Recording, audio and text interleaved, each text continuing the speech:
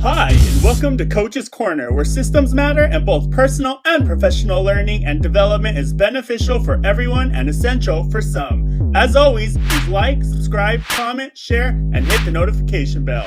Let's get started. That's funny. So now we'll go back to the holistic system, but go from ages 6 to 10. Yeah. Much change in spiritual religion from that time, spiritual religious from that time. I a little bit in the latter part, maybe Okay. like 8, 9, and 10. My best buddy since kindergarten. Yo, Todd, go Dodgers. His folks went to church, and so I think I started to go to church with them a little bit, and then my mom got involved, and we would go to church, and that I know for sure from like the 10 to 15 range, I would go quite a bit. But I don't remember again formally praying or reading the Bible and stuff, but starting to go to church. And then I had a grandma too, on my mom's side, grandma and grandpa. They went to church regularly. Got it. And so that's probably that. Okay, got it. And then family and friends. Yeah, we pretty much, it was kind of the same thing, aunts, uncles, my cousins. Yeah. Obviously, we, go to my grandma and grandpa's, but we didn't have on either side, a huge family. And then on my dad's side, they lived about 30 minutes away, and we didn't get there that much.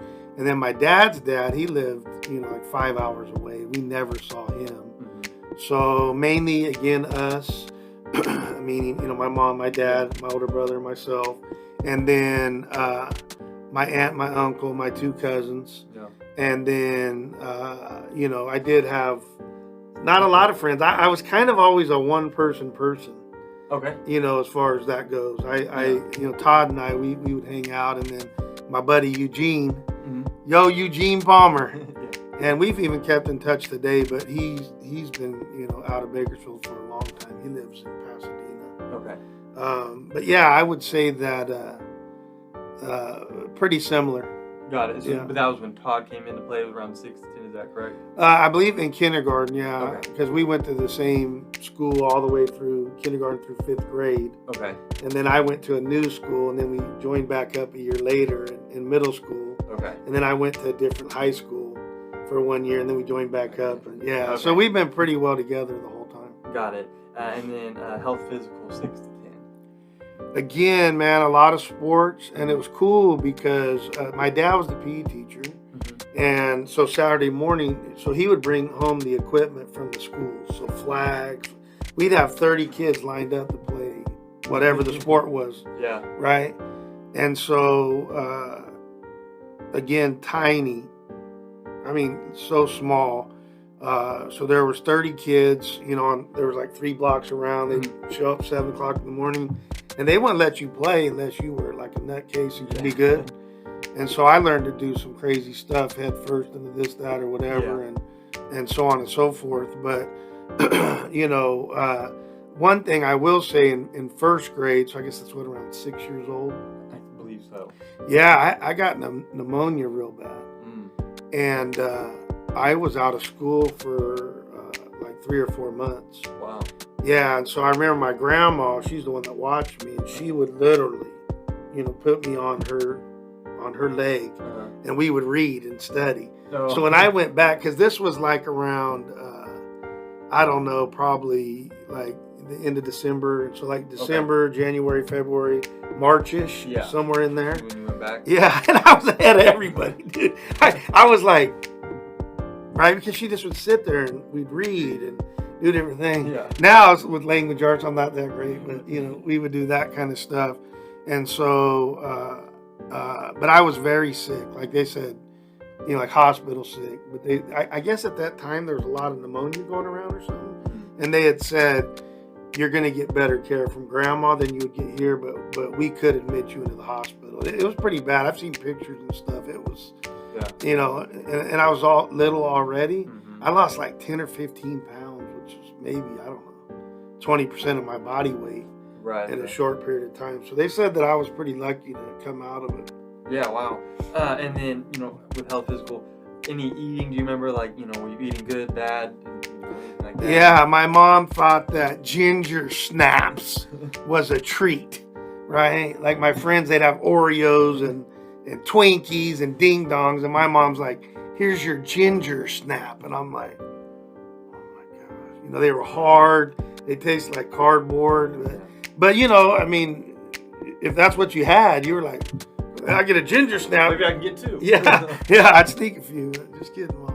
Get to hand the cookie jar, but my mom she cooked, Okay. and she did a good job of, you know, providing all of the proper things. Now, I was not a big vegetable guy, Yeah. and you know, as I'm sure you could tell, I have super bad allergies, and even to this day. And they said back then, I'm glad that kind of got brought up. So I have a lot of food sensitivities and allergies, but the hay fever is like really bad. Yeah. And they said, I guess when I was like 6 to 10, they said that the lining or the membrane in my eye would actually fall out, look like a little baby jellyfish. And so, and I remember that, and I remember getting the shots, and they tried to fix me up and do different things of that nature. So I'm glad that got brought up. I had forgotten about that.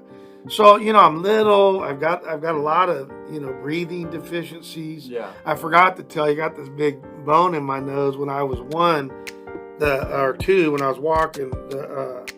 You know, those swing sets go back. Yeah. Bam! Ooh.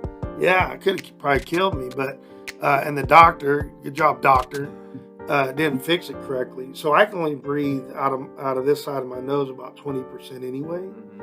And so I'd forgotten about that. So, you know, just it's tough a little bit, right? Right. Just tough physically. Yeah. Okay. And then going into personal social from the ages of 6 to 10.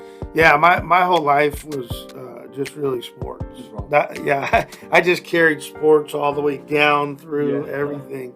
But I did a lot of sports, and you know, super competitive, and had to, you know, really start learning how to hack stuff, Yeah. you know, systemically. Yeah. You know, better habits, better rituals, better customs, better processes, better procedures. So when I tell people I can help them, I've had a lot of practice, both informally and formally. Right. You know, for a lot of years. You know, it's like I tell people all the time. I said, "Hey, that guy's going to cut on you. You need to get a surgery. Do you want the dude that's had 10,000 hours, or do you want the guy that's had 10 hours?" Right. Yeah, I voted for Carlos, right? I'm taking the 10,000. Yeah. Well, I've had way more than 10,000 because I've kind of had to do the hacks my whole life just to be able to compete. Right. Because as I've told you before, I wanted to be the best athlete Right, of all time. of all time. Yeah, like LeBron, like I was going to be it, Right. right? It was like me and then everybody else. And because I had so much athletic ability, athleticism, Mm-hmm. it made sense. Now I look back and I'm like, you're an idiot. Right. My size was so little, there's just no way. Yeah, and it looked like maybe Tom Brady actually solidified who's the greatest of all time after that 7th win in the Super Bowl. That's amazing. Was, you know, so kudos to him and a great season. Yeah, I He'll mean, probably play for another 4 or 5 years anyway, so we'll see what he does. yeah, and I heard he's a great guy. A lot of people don't like him. You know, a lot of people don't like winners, right? Yeah. It's ridiculous. It's like, I love winners, man. I want to pick your brain. But Yeah. usually when you start picking them, they all say something pretty similar. They have a mentor, they have systems, they have a good mindset. Yeah. But I think he's special. Yeah. Yeah. Not to mean to get off on a tangent, but you brought that up. In Yeah, the no. Super Bowl, so. But go back to now career material from ages 6 to 10. I was working, Mm-hmm. right? I had 3 paper outs when I was like 8, 9, or 10 years old.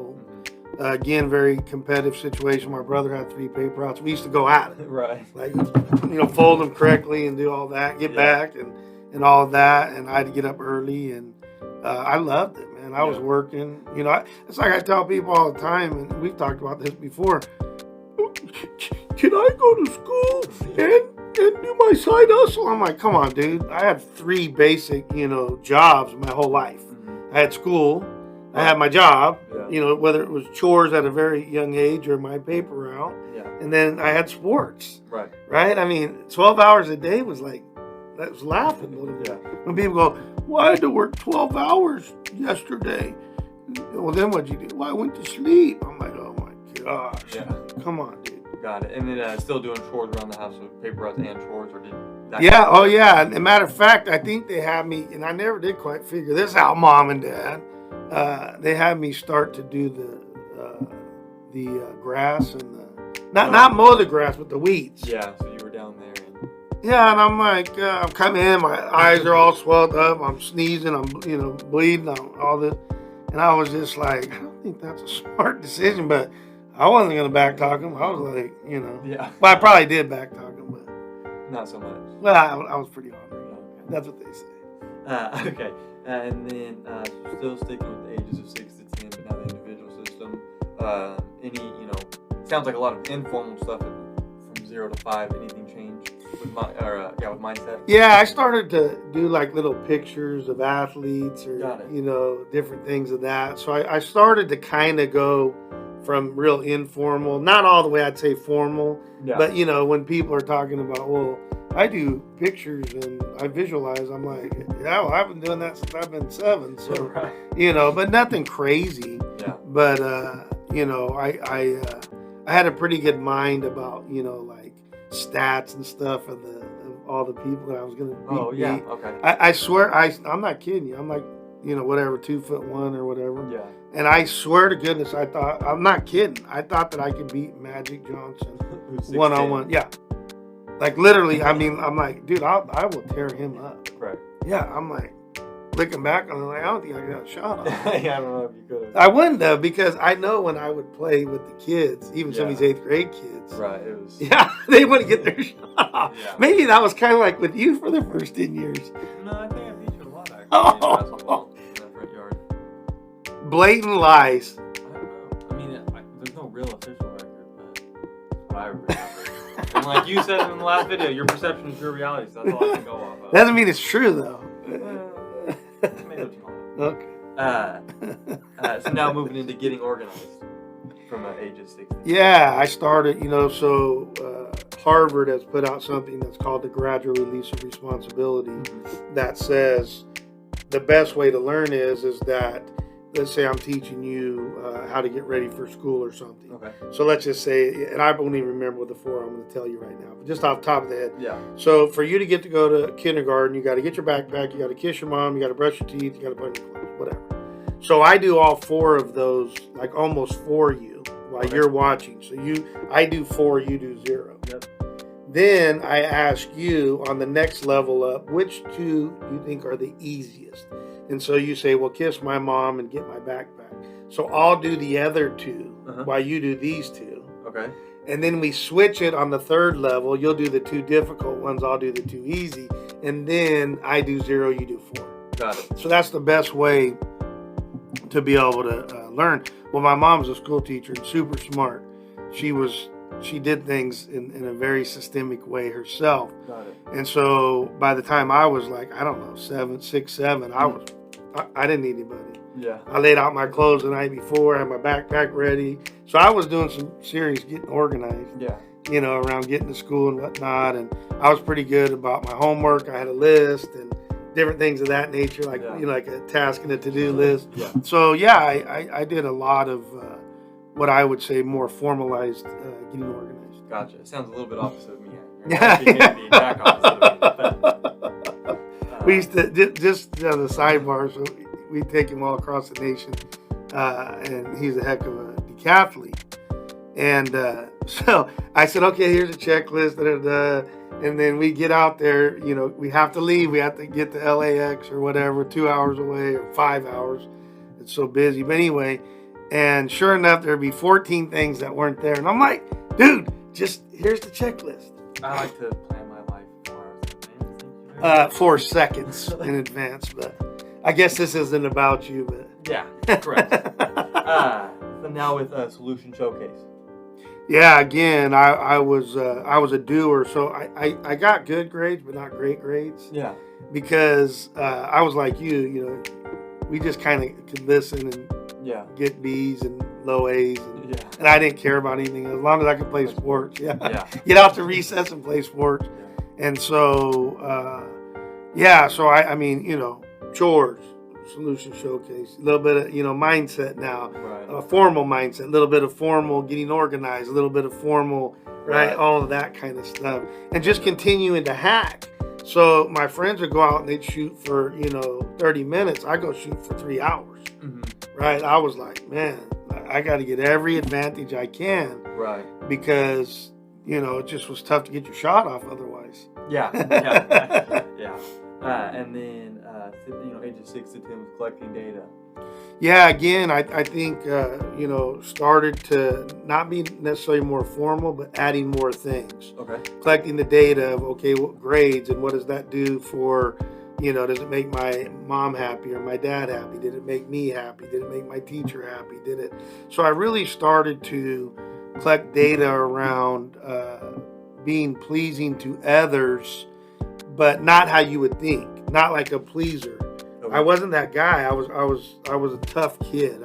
I would question stuff. Yeah. I mean, I'd be like, "What? What about this? Why a red shirt? Why not a yellow shirt? What is it?" And I remember actually in fourth grade, which I think that had been around 10. Yeah, I believe so. We had a new teacher. Sorry, Miss Best, and she. I mean, dude, we were handling her, man. Yeah.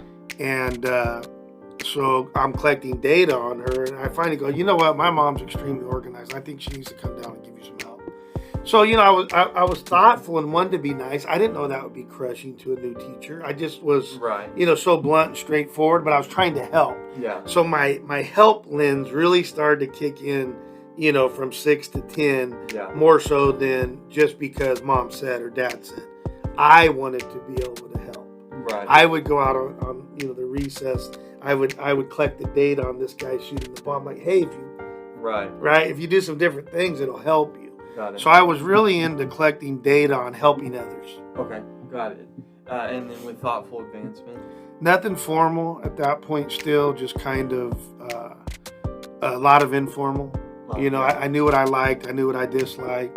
I was always questioning, regardless. Yeah. You know, so I was always, you know, if I was undecided, especially, but most of the time I could get it to a black or a white, a like or a dislike pretty quickly. Yeah. And then I would start to adjust, or, you know, the celebrations I didn't really do because I was just like on to the next thing, on to the next thing, on Right. to the next thing. Got it. Gotcha. If you need to contact Brett or Coach, please do so on his social media accounts, email, and or text. You can find that information in the description below. Again, please like, subscribe, comment, share, and hit the notification bell. Thanks, and we hope you enjoyed.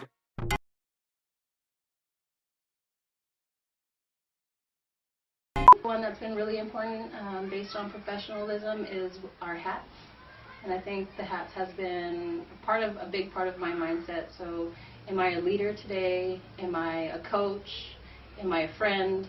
Or am I someone's boss or someone's advisor? And how I present myself is really important.